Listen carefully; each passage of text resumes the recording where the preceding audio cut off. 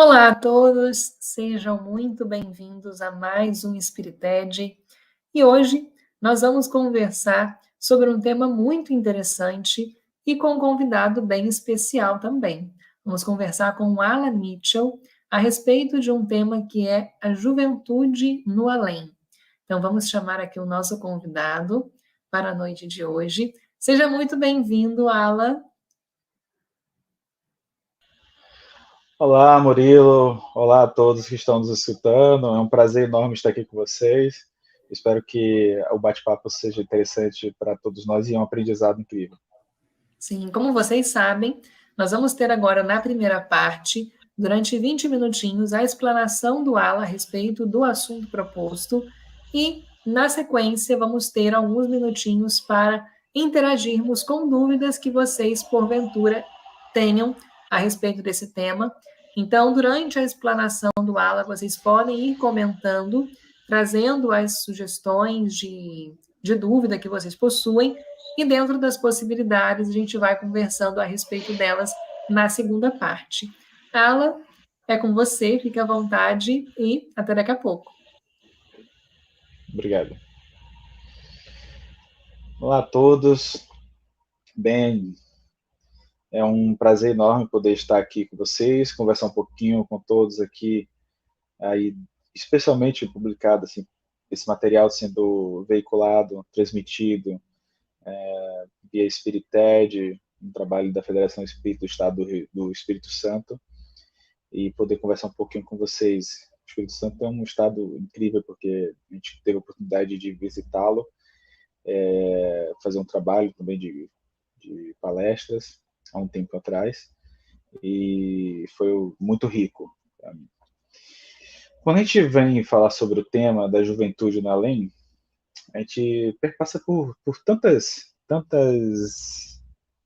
pensamentos, tantas experiências diferentes, porque é estranho para as pessoas que estão iniciando um projeto reencarnatório, um projeto encarnatório, de que a gente possa imaginar jovens que estejam no mundo espiritual, né? Por quê? Já que a gente vem preparar a nossa encarnação para poder viver uma vida o mais longa possível. E é claro que a gente precisa entender o objetivo disso, né? Por que acontece de a gente ter que retornar tão cedo ao nosso mundo espiritual. Porque todos nós estamos aqui encarnados e existe aí uma necessidade, existe aí um objetivo. Nada pode ser aleatório. Porque se for aleatório, não tem regra, não tem motivo, não tem porquê, não tem razão de existir, não tem razão de acontecer. E a vida sem sentido, ela é muito vazia, né? E aí a doutrina espírita ela vai tentar justamente elucidar, ela não vai dizer, trazer algo escrito puramente da ideia de alguém. Ela vem trazer explicações sobre como as coisas de fato são, né? Então não é uma explicação de que Allan Kardec foi lá e explicou isso. Como é que funciona isso? Não. Ele fez pergunta a outros seres, os seres espirituais, os seres iguais a nós, porém não com este corpo que nós temos. E ele veio nos explicar, eles vieram nos explicar um pouquinho de alguns questionamentos que nós poderíamos ter. Eu tenho certeza que muitos de nós que estão aí escutando também temos muitas dúvidas, e algumas dessas dúvidas possivelmente são essas que a gente vai colocar aqui. Na questão 132 do Livro dos Espíritos, Kardec faz uma pergunta muito interessante, que é essa que eu gostaria de começar para a gente poder entender o que se quer seja a encarnação, né? Que é a questão 132. Então, eu vou pedir meu amigo aqui do suporte para poder colocar na tela. Então, é um capítulo 2 do Livro dos Espíritos que vai abordar da encarnação dos espíritos. E aí a gente vai entender, Kardec coloca lá na questão 132, qual o objetivo da encarnação dos espíritos? Encarnação, ou seja, por que a gente, sendo espíritos, os seres inteligentes da criação, criados por Deus, precisamos encarnar no mundo material? Por quê?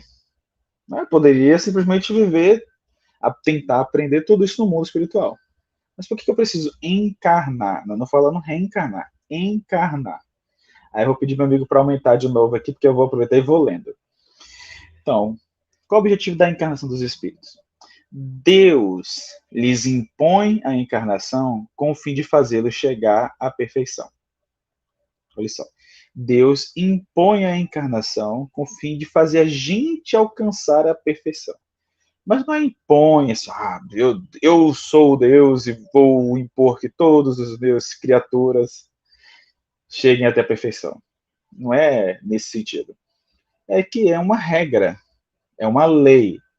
Ele cria uma lei e a lei permite que a gente tenha independência, a gente tenha liberdade de ação para alcançar a perfeição, ou seja, de a gente ser seres, nós somos seres inteligentes, mas vamos do bruto até a lapidação, e aí na crescente da evolução, a gente alcançar a perfeição. Só que ele complementa, o espírito que responde, ele complementa. Para uns, aí eu vou dizer aqui, ó, para uns é expiação. É expiação. Expiação é algo difícil, é algo que muitas vezes sofre, faz sofrer, demanda muito suor, como eu estou suando aqui agora, né? Muita dor. Mas para outros é uma missão. Mas para alcançarmos essa perfeição, nós temos que sofrer todas as vicissitudes da existência corporal.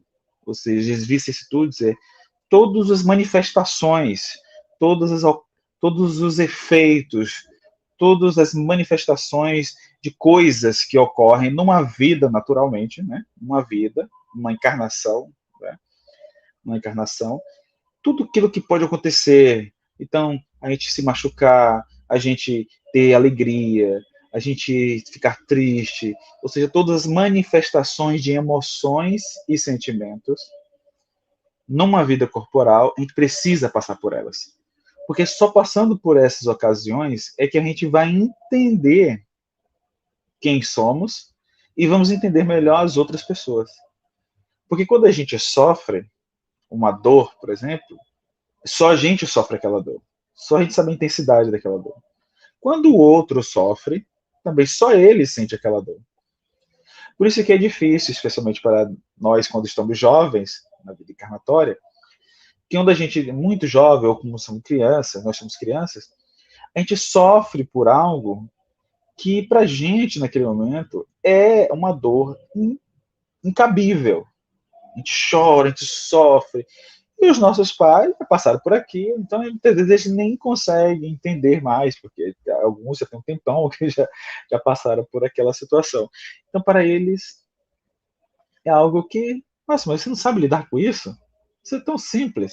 Aí a gente olha para ele assim, como assim é simples? Parece incabível em mim, de tanto sofrimento. Às vezes é um relacionamento, a gente se encanta por alguém, começa a namorar, e de repente não dá certo, a gente fica triste porque terminou, né? Ou a gente se estuda muito para uma prova e de repente a prova a gente falha, não consegue acertar as questões, e aí de repente a gente fica desesperado, triste. Então, naquele momento, ou a gente passa uma vergonha imensa em público com os amigos, colegas da escola, da faculdade, e isso nos toma assim, de uma forma que a gente não consegue nem lidar. São as emoções, são as vicissitudes que a gente vai aprendendo ali a enfrentar. Então ele vai e continua. Né? Precisamos sofrer todas as vicissitudes da existência corporal. É nisso que está a expiação. E aí tem um detalhe. Visa ainda outro fim a encarnação. Tem uma outra necessidade. O de pôr o espírito em condições de suportar a parte que lhe cabe na criação. Então a gente também tem condições de suportar a parte que lhe cabe na criação. Porque a gente olha, por exemplo, para Jesus. Eu vou colocar logo Jesus para a gente já ter uma noção do como é que a gente ainda vai alcançar as coisas. Quando Jesus veio à Terra, quando ele estava aqui com a gente, o que aconteceu? Jesus, ele falou várias coisas. Dentre uma dessas coisas que acontecia, né, que para uns eram milagres, outras coisas muito inexplicáveis, ele dizia: está escrito, vós sois deuses, fareis tudo o que eu faço e muito mais. E como assim, fareis tudo o que eu faço? Como assim, eu vou fazer o que Jesus fazia? Eu vou poder fazer tudo aquilo? Então existe uma explicação. Jesus, quando fala isso, ele sabe da evolução de tudo. Ele sabe que quando nós somos seres espiritualmente infantis ainda, ele sabe que espiritualmente também vamos amadurecer para sermos pessoas mais evoluídas, mais amadurecidas. Vamos passar pela juventude, vamos pensar assim, da jovialidade espiritual e depois já para amadurecimento. Então nós seremos seres mais evoluídos e vamos lidar com as coisas que nos acontecem de uma forma mais serena, mais tranquila, e não com medo, com temor. Então as coisas vão acontecendo naturalmente. Então isso tudo perpassa por uma coisa óbvia, que é a lei, essa lei de progresso que todos nós estamos sujeitos a enfrentar. Então pode voltar agora para mim. Obrigado. Então nesse processo de entender a nossa encarnação, a gente entende que existe um motivo para todas as coisas acontecerem. E faz parte, naturalmente, dessas coisas acontecerem. Aí vem uma outra pergunta, logo depois, porque Kardec era muito genial. Então, quando ele fez a questão 132, lá ele foi fazendo outras perguntas, 134, 136, 138, 139, 40, 40, na 167, aí ele faz outra pergunta. Qual o objetivo da reencarnação? Porque o objetivo da encarnação é este. E a da reencarnação? Né?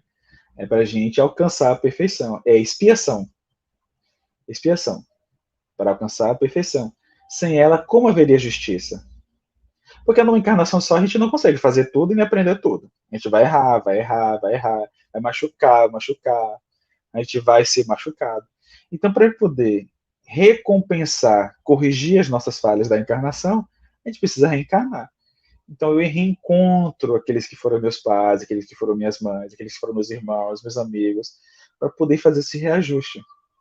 Aí eu fazia uma brincadeira com o pessoal da turminha da Mônica, né?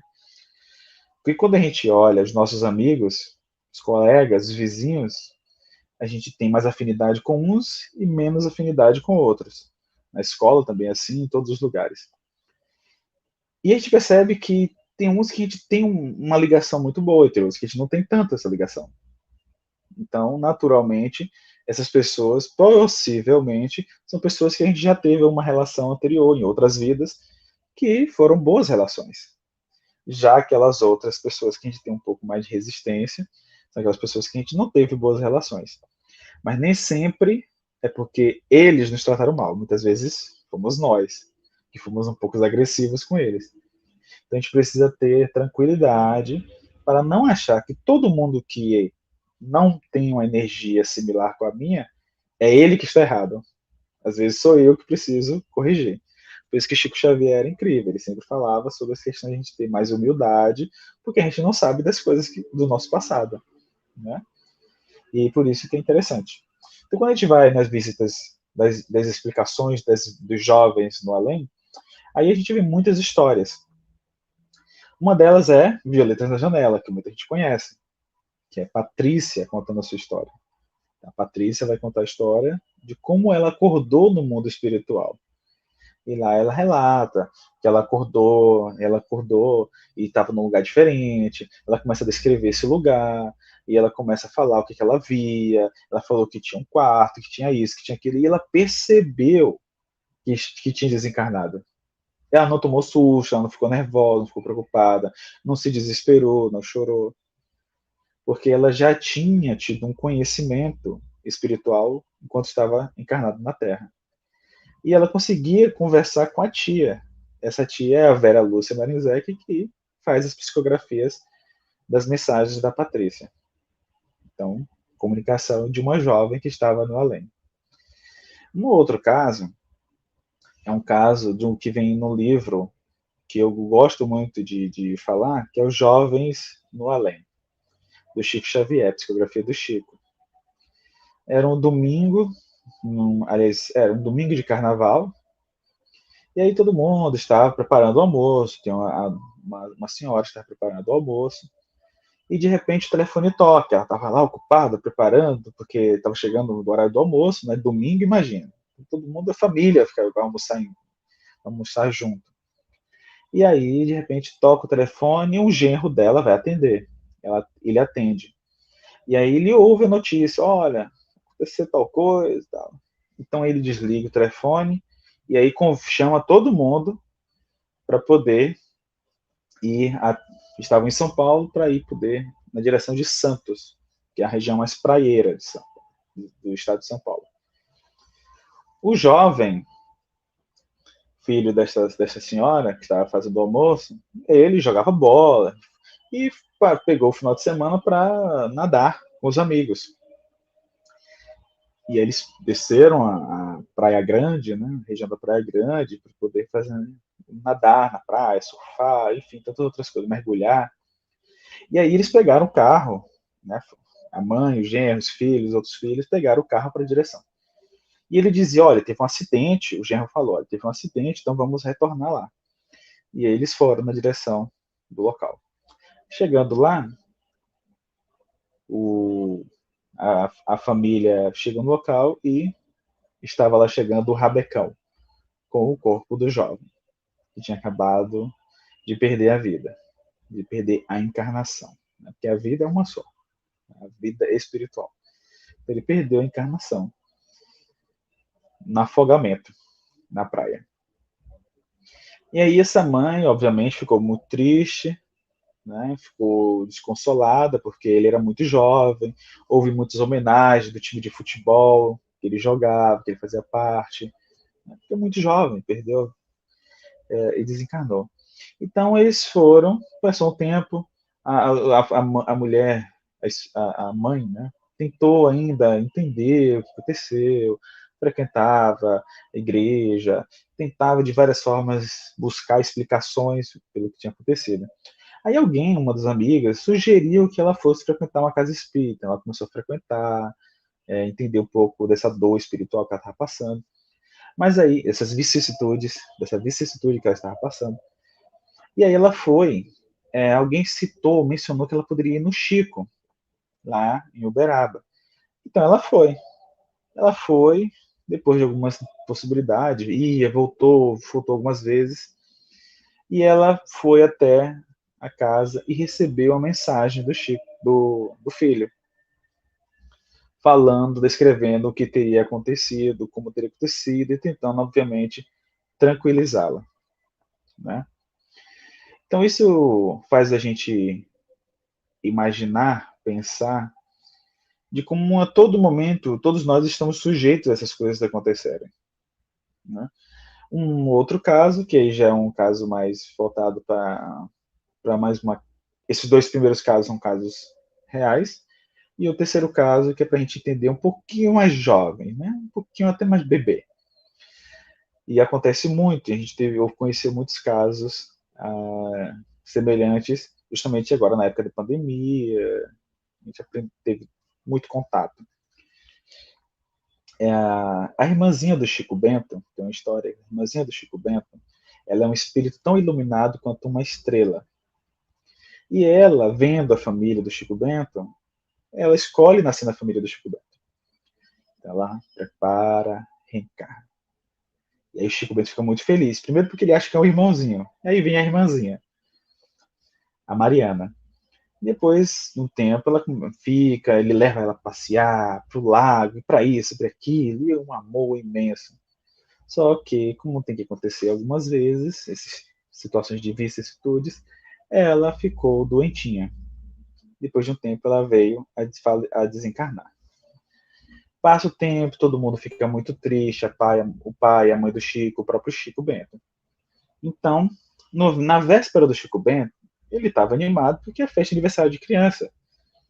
Só que ele percebe que a festa não vai ter mais aquela alegria. Então o Chico vai para frente da casa dele, né, aquela casa de madeira e tudo mais, e aí aparece uma luz muito forte. Essa luz é a Mariana fazendo comunicação com ele. com ele. Você estava morrendo de saudade de você, Chico. Eu também, Mariana. Muita saudade. E o que aconteceu? Porque você foi tão cedo, tão jovem. Pois é, mas não fica assim. Eu vou te dar um presente. O presente da esperança. Mas como assim esperança? A esperança de que nós ainda vamos nos reencontrar. Que é o maior presente que nós podemos ter. A certeza do reencontro, que todos nós teremos. E aí ele fica naquela esperança de que ela vai novamente reencarnar como sua irmã. Passa o tempo, não vou dar spoiler aqui, mas ela retorna e reencarna novamente, e eles ficam juntos novamente. Então a gente precisa ter essa esperança do reencontro, porque a doutrina espírita ela nos passa a certeza dos reencontros que nós vamos ter. Então, não importando se somos jovens do além, se são as crianças do além, ou os mais velhos, nossos pais, nossos avós, haveria um momento em que nós nos reencontraremos, porque reencontrar aqueles que a gente ama também faz parte das nossas experiências. Né? Não é só tristeza, não é só dor, não é só machucar, não. Também as alegrias, porque todos os sentimentos, todas as emoções serão perpassadas por nós, para a nossa experiência. A gente veio para aqui para isso, para vivenciar isso. E vivenciando isso, a gente aprender com isso. Então, eu espero que um pouquinho desse bate-papo inicial possa ter feito pulsar um pouquinho de carinho em nossos corações.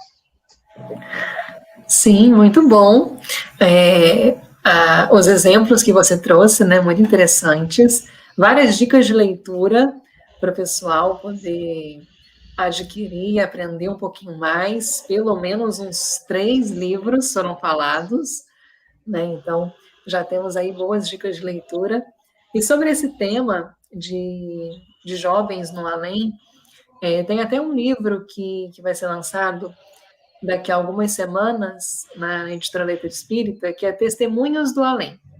E é um livro justamente que fala sobre uma jovem junto com sua irmã que desencarna num acidente de carro. E quando ela chega no plano espiritual, a Alice, ela não aceita. Ela desperta primeiro que a irmã, né, no plano espiritual, e ela não aceita ter desencarnado jovem. Ela não se conforma com isso, porque ela acha que ela tinha muito que viver, ela tinha muito que aproveitar da vida. Então, no início, ela se revolta completamente, ela tenta negar que ela está desencarnada e depois, né, quando ela aceita a desencarnação, ela fica tentando se iludir inicialmente e depois ela continua revoltada, porque ela não quer aceitar o desencarne, porque ela acha que é uma grande injustiça. E é interessante nós pensarmos que nada é injusto, né?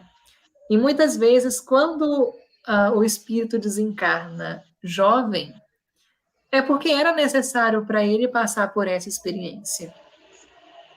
Para o seu crescimento, para o seu aprimoramento. Então, eu gostaria que você explicasse para a gente um pouquinho sobre essa questão, de que muitas vezes para o jovem é difícil essa questão do desencarne prematuro, para os pais também, muitos consideram uma injustiça, mas na verdade não é uma injustiça, né? Então, eu gostaria que você explicasse um pouquinho sobre isso para a gente. Sim, com certeza. Toda explicação Jesus traz para a gente, né? É um mestre muito amoroso. Uma vez alguém chegou e perguntou, fez uma pergunta, foi fazer uma pergunta para Jesus, e inicialmente chegou assim, bom mestre. Aí ele chegou e falou assim, por que me chamas de bom? Bom, somente o Pai o é. Porque ele fala que Deus tem esses atributos de divindade que a gente aprende no Livro dos Espíritos, logo no primeiro capítulo, os atributos da divindade. Soberanamente bom, soberanamente misericordioso, todo justiça. Então, se a gente achar que qualquer coisa que aconteça no mundo, no nosso planeta, no universo, nos outros mundos, não tem a permissão de Deus, então significa que alguma coisa está errada. Então, por isso que é uma das primeiras coisas que a gente aprende. Por isso que é o capítulo 1, os atributos da divindade. Então, tudo que acontece tem que ter a misericórdia de Deus, tem que ter a justiça de Deus. E se a gente não entende essa justiça, a gente imagina, nossa, mas é injusto, mas por quê? Por que eu? Por que meu filho? Por quê? Porque é muitos porquês. E é natural, porque como a gente não sabe de tudo, a gente vai fazer os porquês, igual a qualquer criança. A criança, quando tem dúvida, o que ela faz? Ela pergunta. Ela pergunta por quê? Por que isso? Por que aquilo? Por que isso? E incessantemente até entender. E nós também é natural que a gente também tenha essas dúvidas. Por isso que é importante a gente estudar a doutrina espírita para poder obter essas respostas. Mas, naturalmente, é entender que se uma criança precisa desencarnar, ela desencarna. Se ela nasce com algum tipo de deficiência, né, ou uma doença incurável, Deus permitiu que isso aconteça. E se ele permitiu que isso acontecesse, tem uma razão, um motivo. E tudo está nas leis. Por isso que a gente precisa estudar as leis divinas para entender. Então, estudando as leis divinas, a gente percebe que existe uma tentativa de ter e ficar em equilíbrio. Se uma coisa tenta desequilibrar, e geralmente quando a coisa desequilibra somos nós que estamos desequilibrando, então ela precisa fazer um reequilíbrio. Então, quando a gente perturba a lei de Deus, ou uma de suas leis divinas, automaticamente a lei vai tentar fazer o reajuste. Por isso que, às vezes, quando a gente comete algum crime, lá nas nossas encarnações anteriores, a gente precisa ir reajustando e pagando. Quando a gente trata mal, quando a gente faz alguma coisa de muito ruim, a gente vai reajustando. Não quer dizer, naturalmente, que, meu filho nasceu com uma deficiência, então é porque ele foi uma pessoa má na outra vida. Não. Cada caso é um caso. Não toma uma experiência de uma pessoa pela sua própria experiência. Porque o caso da irmã do Divaldo, que nasceu, que chegou até a ele, que nasceu com um problema nas cordas vocais, nasceu com muita deficiência, então é porque ela teve aquilo por causa de uma tentativa, um suicídio anterior, numa vida anterior. Então, se aconteceu também comigo, então é porque meu filho... Não necessariamente. Cada caso é um caso. Precisamos não julgar e nem tentar entender o motivo que faz com que aquilo aconteça, mas tentar entender que é natural que isso aconteça e existe um motivo. Por isso que eu não preciso querer saber de tudo com detalhes. Eu preciso abraçar a oportunidade que Deus me deu de vivenciar aquilo, porque é necessário que eu vivencie aquilo. Sim. E uma pergunta sobre esse assunto, sobre essa temática, né, de jovens no além. O espírito de um jovem no além, ele pode ter tanto conhecimento quanto um espírito de uma pessoa que já é adulta? Para nos trazer lições, nos trazer ensinamentos? Kardec também, ele é muito inteligente e fez essa pergunta aos espíritos, né? E aí os espíritos respondem justamente isso, que muitas vezes os jovens que encarnam, eles são tão inteligentes quanto, ou mais inteligentes que os pais, né? E se a gente for pensar, tem uma lógica absurda, porque se a gente está sempre reencarnando, a pessoa que encarnou, por exemplo, como meu pai, ele veio antes de mim nessa encarnação. E eu já estava aqui na outra encarnação. Então, se a gente for voltar, é um processo de que uma pessoa inteligente recebe outra pessoa inteligente. Aí ele vai aprendendo coisas. Aí o outro vai aprendendo coisas e assim sucessivamente. Então, todos estamos aprendendo. A gente tem que ter essa percepção, porque isso faz com que os pais tenham ainda mais responsabilidade. Por que a responsabilidade? Se eu estou recebendo uma pessoa que tem um volume de experiência encarnatória, eu preciso ser ainda mais cuidadoso com essa responsabilidade como pai e como mãe. Porque eu preciso auxiliar este ser, para ele ser ainda melhor. Porque quando eu voltar a reencarnar, é ele que talvez venha cuidar de mim, ou preparar o terreno. Né? Não necessariamente como eu vou ser o filho dele. Eu posso ser neto, pode ser bisneto, né? Pode ser um sobrinho, pode ser tio, avô, ou pode ser muitas coisas, né? Mas o mais importante é a gente sempre deixar pessoas melhores. Os pais precisam deixar filhos melhores para o mundo. E não só deixar um mundo material melhor para os filhos.